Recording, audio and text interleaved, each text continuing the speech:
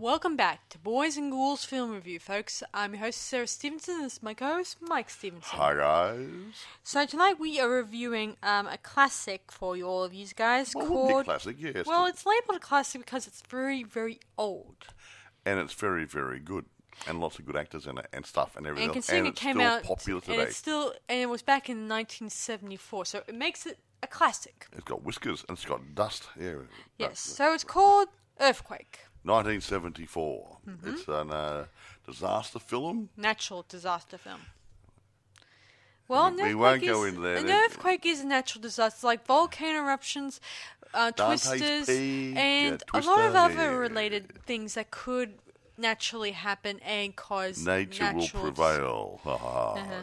Anyway, right. that's pretty much what earthquakes do. Okay. They're a natural phenomena. Can I get into it? You're going to probably going to tell a very long story in this one, so let's get into it. Go on. Okay, produced by Mark Robson. Directed by Mark Robson. He gets around, doesn't he? Written by George Fox and Mario Puzo. I know Mario. He wrote a few books back in those days, yeah. Cool. Right. Let's go and have a look here. I don't know these are probably the figures way back then, like in 74. But the budget was 6,675,125. That's really getting it down to nitty gritty. Eh? Mm-hmm. Box office 167 million, and that doesn't include syndication on TV stations and home media. So really, it killed it. It blitzed it. Yeah. So there you go, that bit. Now, the actors, the players, if you will. Okay. It's a Charlton Heston film, and I've always liked Chucky. Yeah. I like Chuck, yeah. Now, Charlton Heston plays an engineer named Stuart Graff. He's married to a lady, a very strained marriage. Ava Gardner plays Remy Graff. Mm-hmm. And the son and daughter is called Jerry Raff. Giraffe? No, okay, no, they haven't got a son. No, I think they're just married. They're lucky not to have kids. Now, George Kennedy plays Lou Slade. I've always liked George. Yeah. Lorne Green plays Ava Gardner's dad, Sam Royce. Mm-hmm. There's a couple of cameos. I won't go for everybody. Lloyd Nolan shows up in it. Victoria Principal shows up in it. Walter Matthau shows up in it. And a whole slew of other people. So, yeah, it's one of those sort of little extravaganzas where everyone shows up. Yeah. And, it's like a party. And, it's really good. Yeah, this is probably the second movie I've seen, both Charlton Heston and George Kennedy together. They may have been in a number of other movies, I don't know, because this is my second movie I've seen them both together in. I think George Kennedy is an underrated actor. He shows up usually as a co-star. I think there's a movie where he bought a country property, an old farm, and he went there with his wife and a kid, and he got bitten by a skunk or something. It might have been rabbit, and he thought he might have had rabies and everything. So that could have been the only movie he made headlines as the main star, I think. But generally, he plays a very, very good support role. So, always like George. Mm. Anyway, I don't want to say too much about it at the moment. A lot of really good actors in there. Yeah, there's some really good ones, guys. And I mean, with little interesting backgrounds, like Charlton Heston's background. Oh, here's something before we go. It was notable for its use of an innovative sound effect called Sensurround, which created a sense of actually experiencing an earthquake in theatres. So it made you feel like your band there. Really good. So that was probably good, actually. Yeah, the vibrating things under the seats and different things. And whatever. Cool. Yeah, whatever. It's just like when you get a spray gun sprayed in your face when you're during a three-dimensional occurrence, and it's something wet appears on your face when it's, Yeah, we saw one of those IMAX theatre sort of things. It was doing something with some water and had some water spraying out of the ceiling somewhere or other. Felt like, we got that spray from that wave or something or other. Yeah, it's really good, hey. Anyway, do you want to tell the story, my little child? Yes, well, so the story takes place in the open air where we get a bit of a helicopter shot of the Los Angeles area. Yep. Or we think, It yeah. looks very, very nice. It's picturesque, nice, pretty, the usual stuff. Yeah, And it's a teeny wee shaky. Before the earthquake destroyed it. No. Yeah. Then we meet our main character, Charlton's guy friend, the guy he's playing, Stuart. We know it's Stu, don't we? Everyone likes Stu. And he's married to this woman he's not too overly fond with. Yeah, they've had a strained marriage. She married a football hero athlete at school, and she's living in the past, and he's moved on, and he's like, hey, he's a businessman, he's an engineer, blah, blah, and she's still living in the past. Architect. Yeah, he's engineer. Engineer, architect. And she just, their marriage is, well, nothing left. How's that? Yeah, and he's having an affair on the side with a nice young lady who's that's a widow and has a son, obviously, whom he gets along with splendidly. And then, so of course their marriage is tested, even though I don't know if it gets better or worse, or it's he makes his decision and he lives with it, obviously. Yeah, move on with it. So soon enough,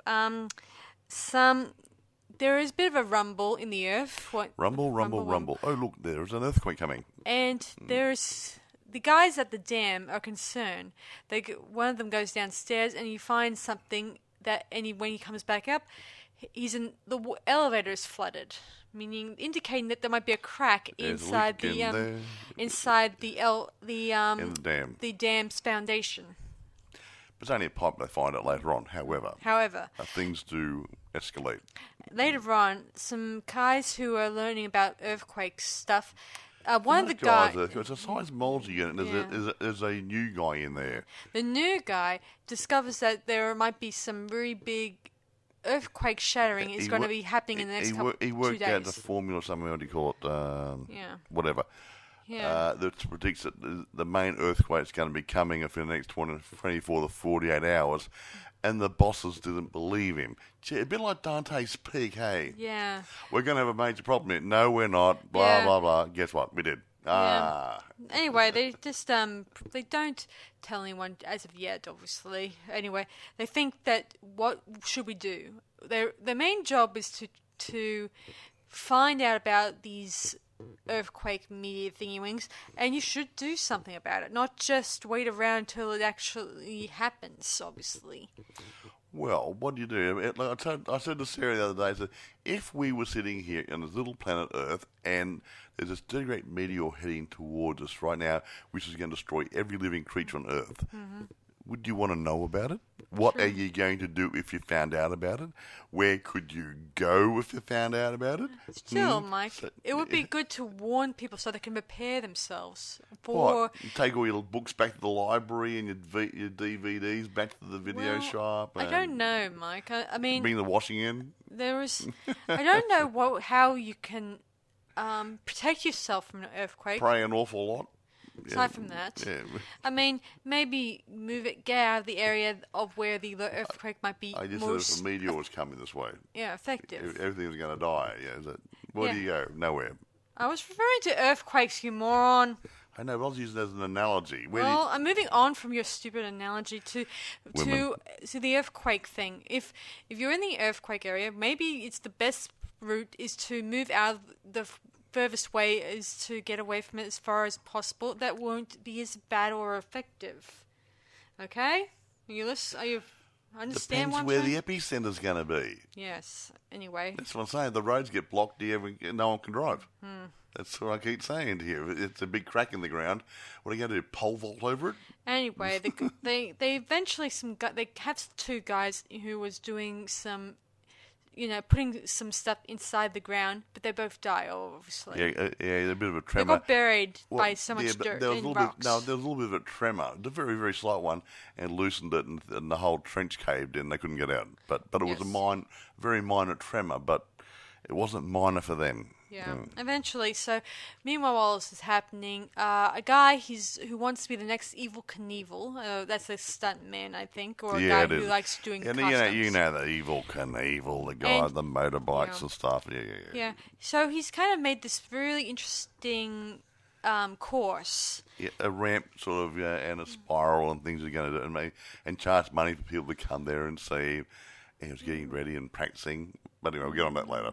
Yeah, anyway, so he does a bit of a practice run, and eventually the first take doesn't do so well because it injured his leg, but he went for a second one, and it went really well. Of course, it weighs down to the stunt man, obviously. Yeah. And his stunt double. Mm-hmm. Anyway, let me see.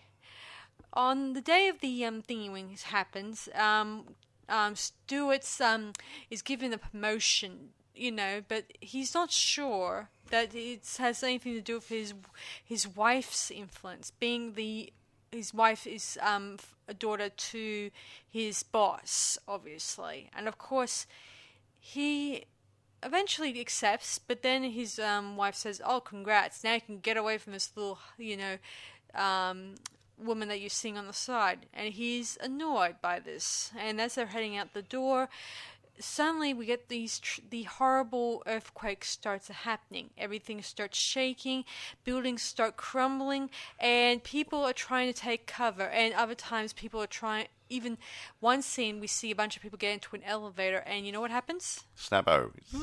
Express to the ground floor, or the basement, or the car park, whatever. Yeah. Yep. And you know what that would mean. Splat. Lots of blood to clean up. Yes, exactly right. While this is happening, his girlfriend, what's her name?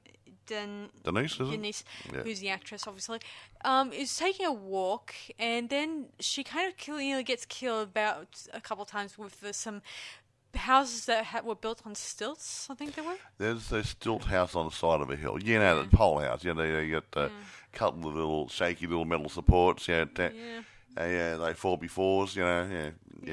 Go wiggly, wiggly, wiggly. Yes. And down the hill they went. Okay. Yes. Yeah. There you go. Anyway, also, her son, who was on a bridge, he falls from it. And the wooden bridge collapsed. Yeah, and heads into the sewer. Well, I think they're big. Those, I don't know, but we don't have them here. But I think they're big stormwater channels. Like they had in Greece, where they had the car race, that sort of thing. You guys, American out there. Yeah. But I think it's for stormwater to take the runoff. Yeah. Yeah. Anyway, Mike, I'm sorry for yelling at you earlier, okay? That's okay. I'll cry later. Yeah. Okay. So, anyway, he kind of gets his head knocked down unconscious, Well, concrete will do that. Yeah, concrete will do that. Yeah. Anyway, after the slight earthquake stills, I should mention the guys who were experimenting on the earthquake, I don't think they survived at this point because they were, I think they probably got very badly injured or something. Who was this? The earthquake guys who were inside the office building, they started experiencing the tremor thing. Yeah, I think I saw them a bit later on, but I don't know if they all got out safely. Yeah. They do eventually talk to the president, and then the guy who's looking after L.A. or that's where it is, obviously the earthquake. Yeah, and he decides to go on an ad channel to try to. Yeah, no, that was the mayor. Yeah, the mayor of L.A. to inform the citizens of what to do. We may have a bit of a problem until such time as we get help from other cities and stuff, the National Guard, whatever. We have to look after ourselves, so blah, blah, blah, blah, blah. The usual stuff they go on with. Mm-hmm. Yes. Yeah, so anyway, Stu gets his wife out of there, and he plans on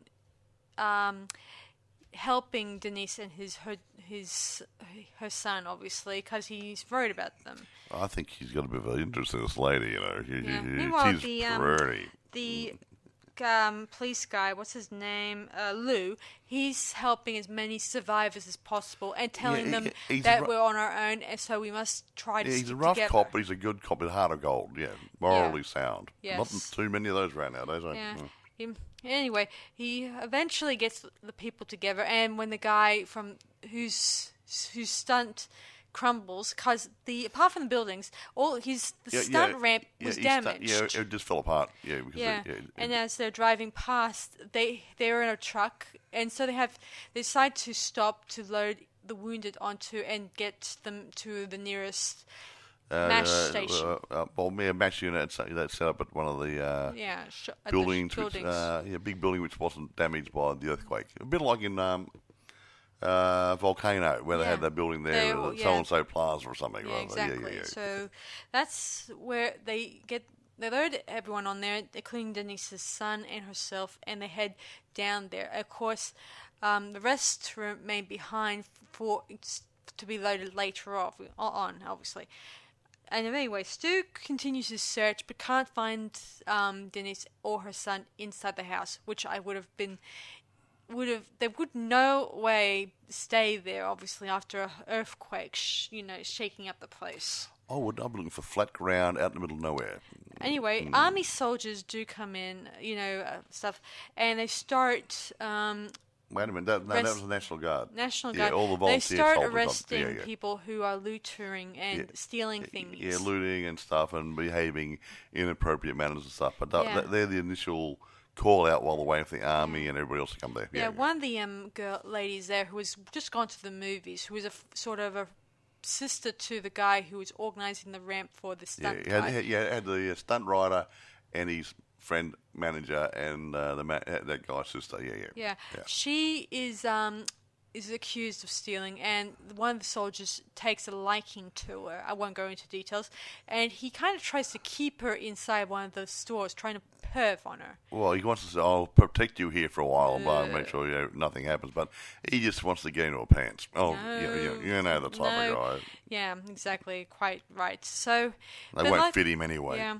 No. She tries to call out to Lou, the nice police officer, telling him of the dangerous situation is. Yeah, the guy's nutcase. Help me, and that sort of stuff. Yeah, Lou has managed to secure another aid of transport to get some of the other wounded out of there through using Stu's car.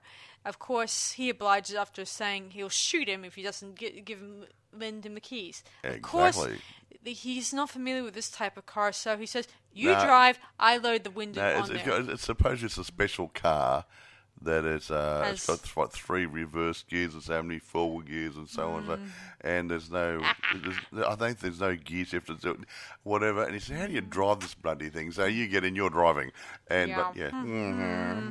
I've never seen one of those before, but anyway. Yeah, anyway, so they load the bodies on board, including a little puppy dog they found. He found along with... Oh, a little silky terrier or something. He's sweet. Anyway, they load them on board. Then they come across the lady, and he eventually stops the car and gets out, and he shoots the crazed soldier guy. The National Guard guy, National Guard guy. And saves the young lady. Yeah, he loads her into the car, and she's crying her eyes out, and he gives her the puppy as a bit of to cheer her up. It's really funny how a dog or a cat can help somebody mentally. Anyway, she kind of kisses him and hugs him. I think that she's like a friend. He's a friend of the family sort of thing. Yeah, and starts liking the police guy a little bit. Anyway, they soon arrive at the place, the building, of course, and we see lots of survivors getting tended by doctors, nurses, and stuff like that.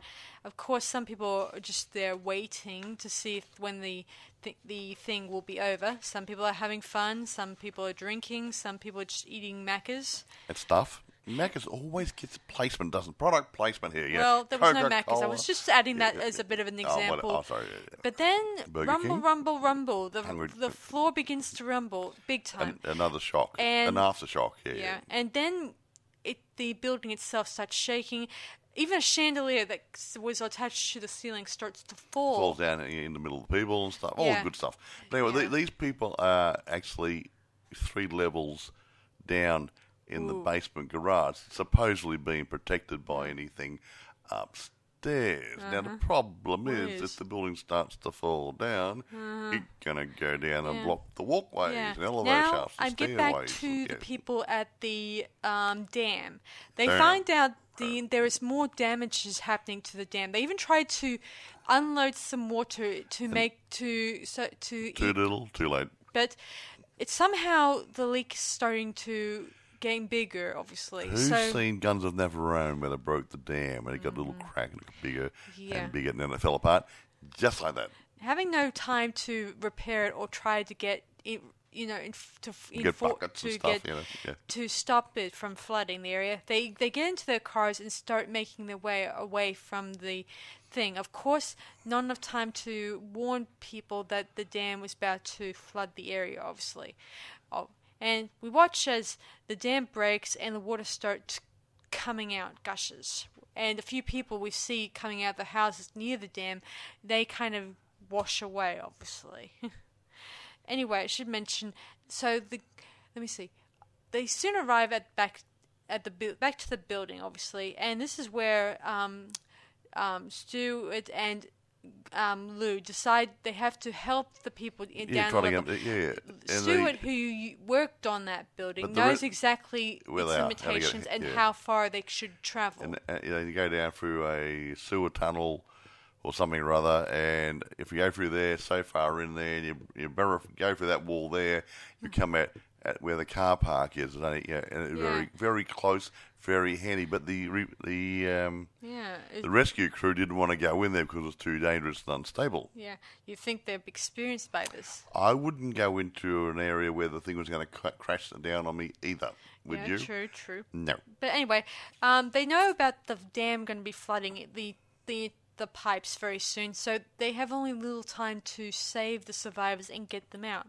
So anyway, they eventually, both Stuart and Lou, they head down there, of course, taking a special, what's they call it, a construction... A jackhammer? Jackhammer? Yeah, they go through the wall. Actually, considering, it did go through the wall pretty quick. I've seen jackhammers working on good stuff, and it ain't that easy. But anyway, so it does break through, and eventually they escort all some of the survivors out of it. Yeah, about 70 of them, I think. Of course, a few of them are still on stretchers, so they have to be very, very careful with them. Obviously, you know what I mean. Like, they could be very, very injured. Yeah, obviously. So they're getting them up and they're going through. There's a stormwater drain. Yeah. And of course, he hugs Denise, and he notices his wife across from. And she didn't get a hug.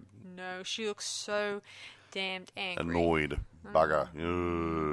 Anyway, so they start helping these people out through the manhole. Manhole? Yeah, manhole in the street, Yeah.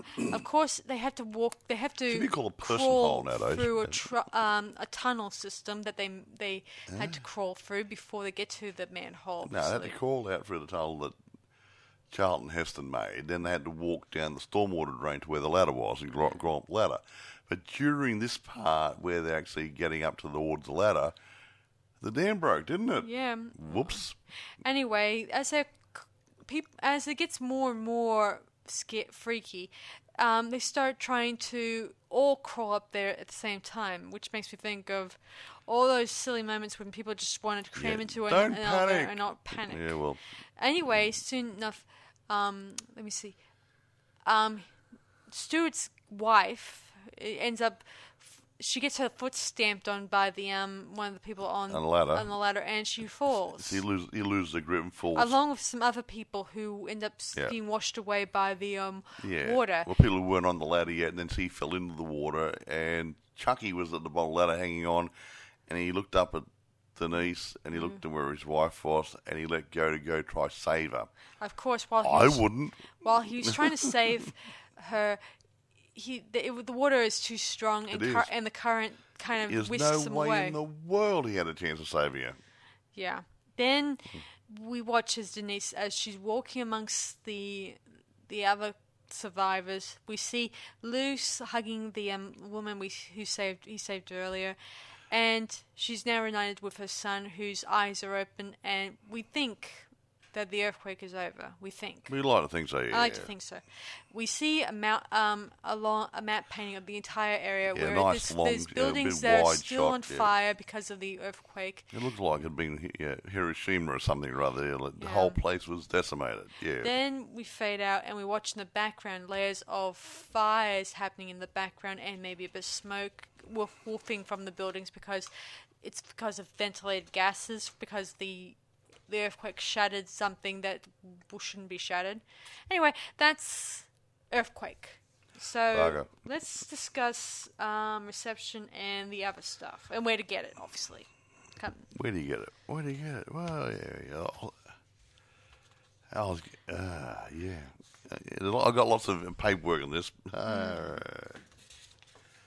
Also, guys, we've been trying to find this other movie that we were trying to review that's about... Well, actually, yeah, it's a movie I know I saw years and years ago. I'm sure it was a movie. I don't think it was part of a TV show. I think it was a movie where a building, it could have been a residential building, I think, actually sinks into the ground by so many levels, and the rescuers have to actually go down inside the building underground to try get the people up from being trapped down there. And I don't know if it was part of a TV program or a standalone movie, or I got no freaking idea. It just goes back quite a few decades, and I don't know what it was. It could have been part of an old TV show like Rescue 8 or something or other, or got no idea. And so if anyone knows what it is, it'd be really nice. Anyway, Reception. Here we go. We'll get all the good stuff happening here. Here, Reception generally released in the United States, obviously, blah blah, ranked third among the highest grossing films for that year. And that was the same year Towering Inferno came out, and that was the highest. So it's in the same category, skill, talent-wise, excitement-wise, Yeah, I think whatever. we reviewed Tower Inferno, and we were discussing that, the earthquake and all that stuff back then, obviously. Go on. I was going to say, there's lots of different things here. It's a mixed bag with the reviews. As with all, if you don't like this sort of movie and you're a reviewer, you're not going to rave about it. You're going to say, oh, yes, I found it a little bit boring. Yeah, whatever. And if you like it, really praise it. Now, generally, they like the special effects. Okay? Okay. No one knocked the acting too much. Okay. Just different things. It's really, there's a lot of stuff here. I can't read through it all, but there's too much of it. But basically, it's a half-half in the middle there with the reviewers, because half the people like it, half the people don't like it. We're in the middle there, lukewarm. I think it's a good movie. Yeah.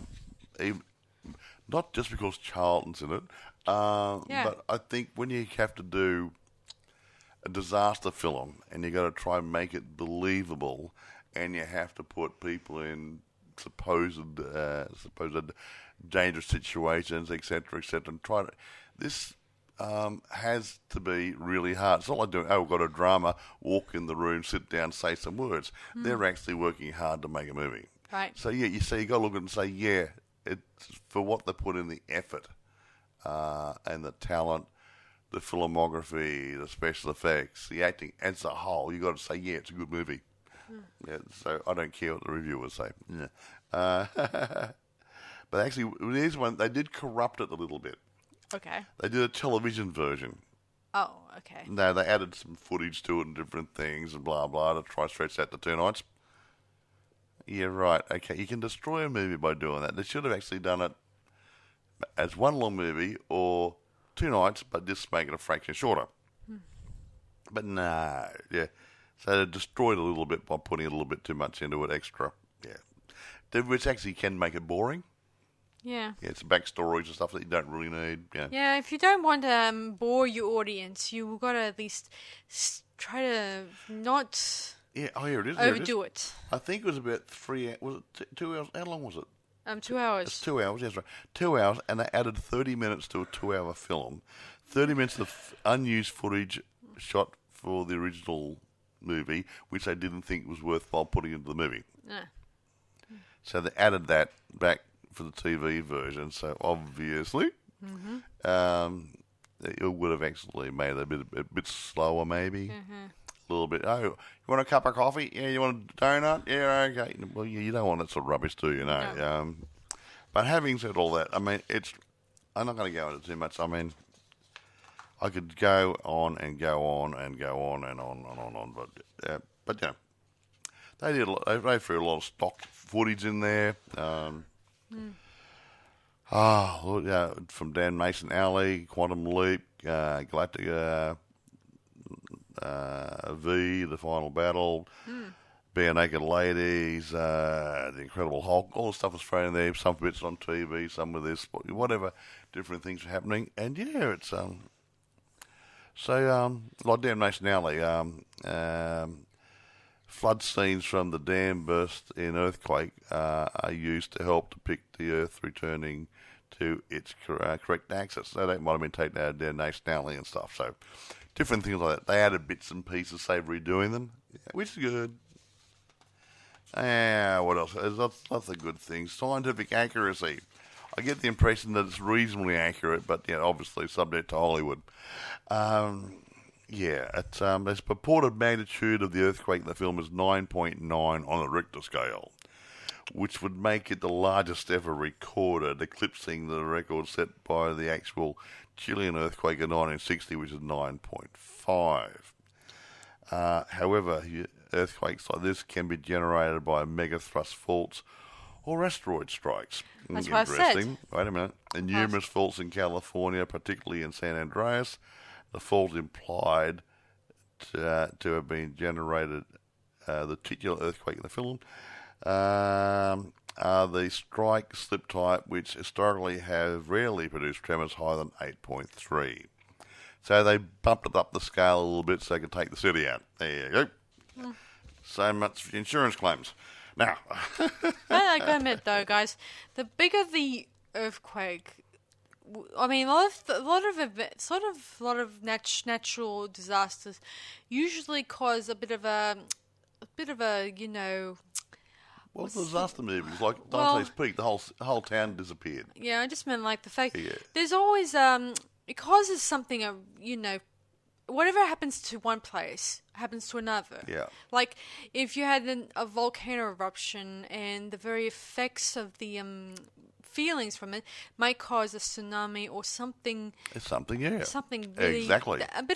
It causes sort of a ripple effect. That's the term, ripple effect. A domino thingy, whatever. Yeah, whatever happens to one area will happen to another area. Okay. Now, no matter how far away it might be or how close it might be, no matter how far it is, it'll cause more damages, and it's scary when you think about it.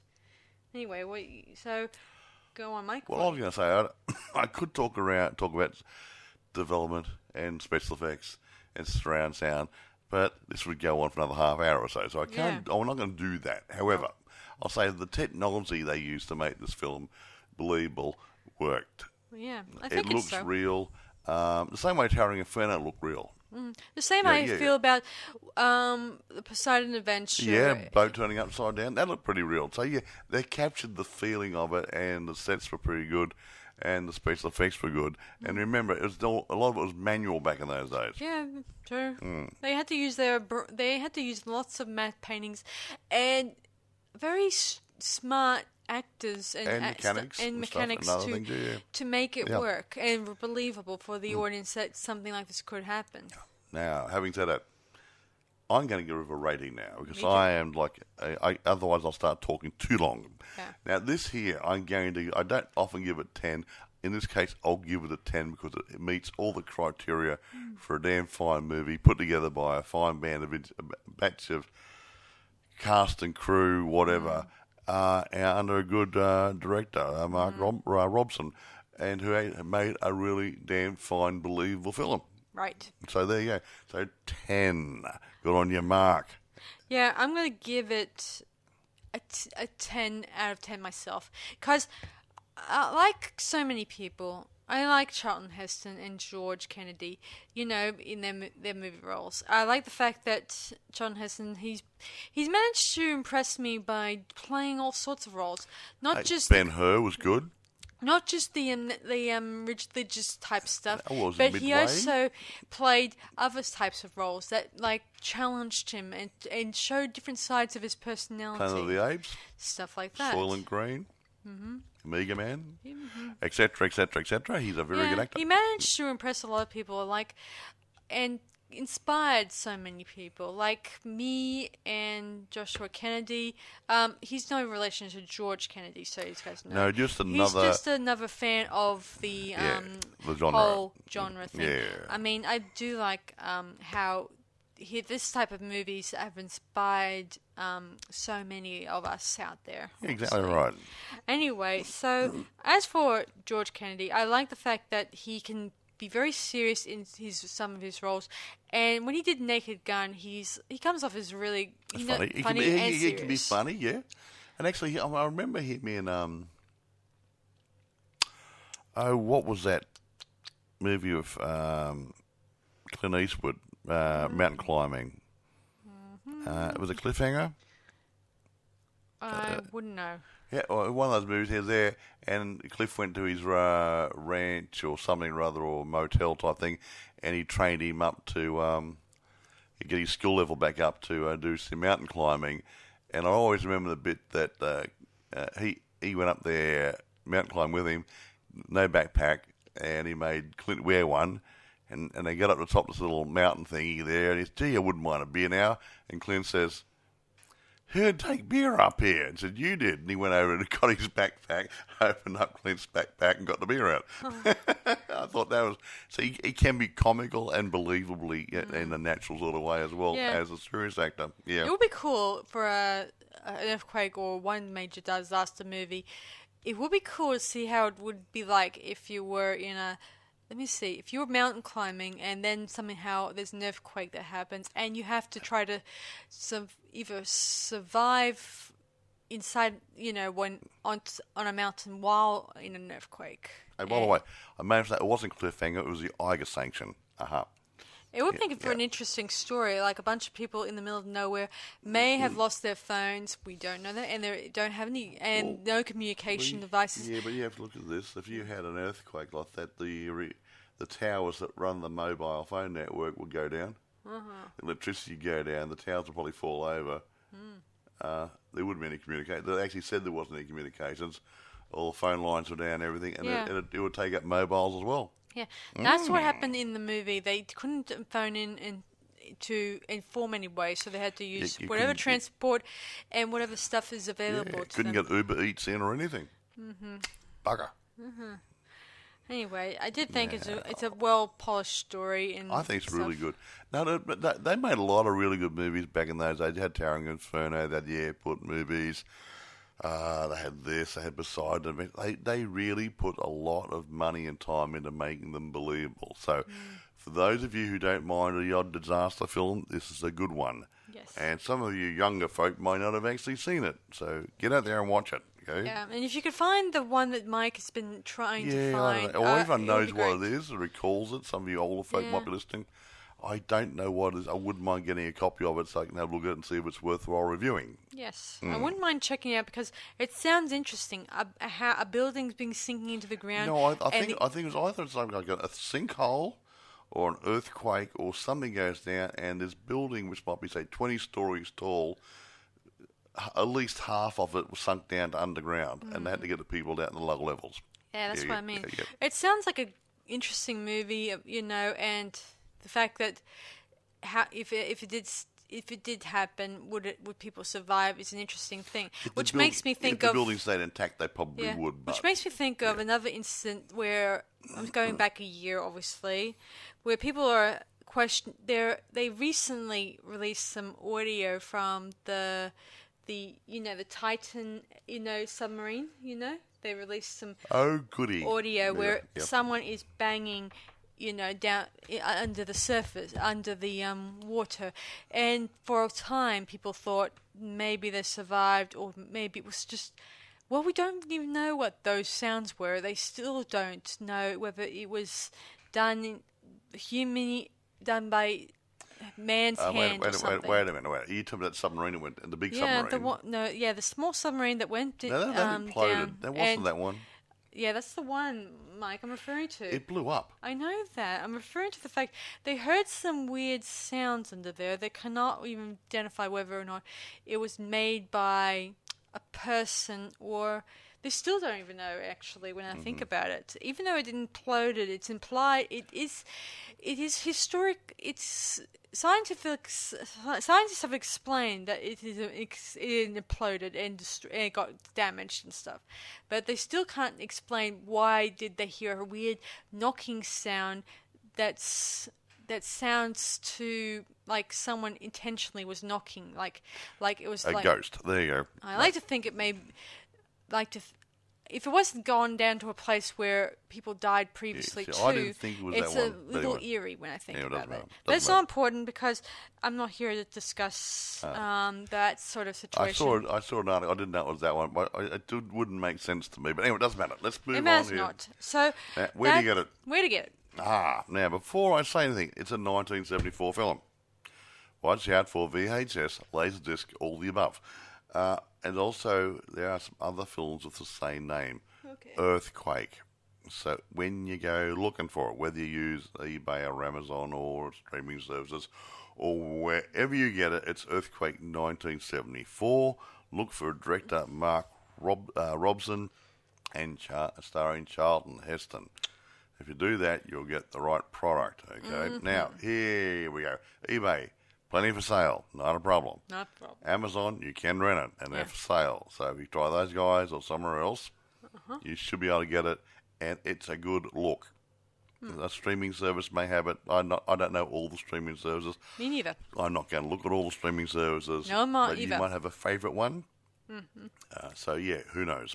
Yeah. But no, it's worth a look. I think it's up there for all the other ones, Yeah. and you will not be upset or disappointed. I like to think when I was talking to Mike about the fact about that movie he's trying to look for, I like to think that it may have been either it may be slipping under the radar a bit, which could yeah, but probably still. explain why it's disappeared, or it came out at the same time as another earthquake-related movie, but and I that still one can't find it. yeah. They're putting code words in And- and different things and phrases. I Yeah. can't find it. So. And that one may have got more attention than the other Yeah. one. And that's why it has gone under the radar and people have forgotten about it. It's my opinion. Because a lot of movies over the years have either gone under the radar and get forgotten and no one remembers them.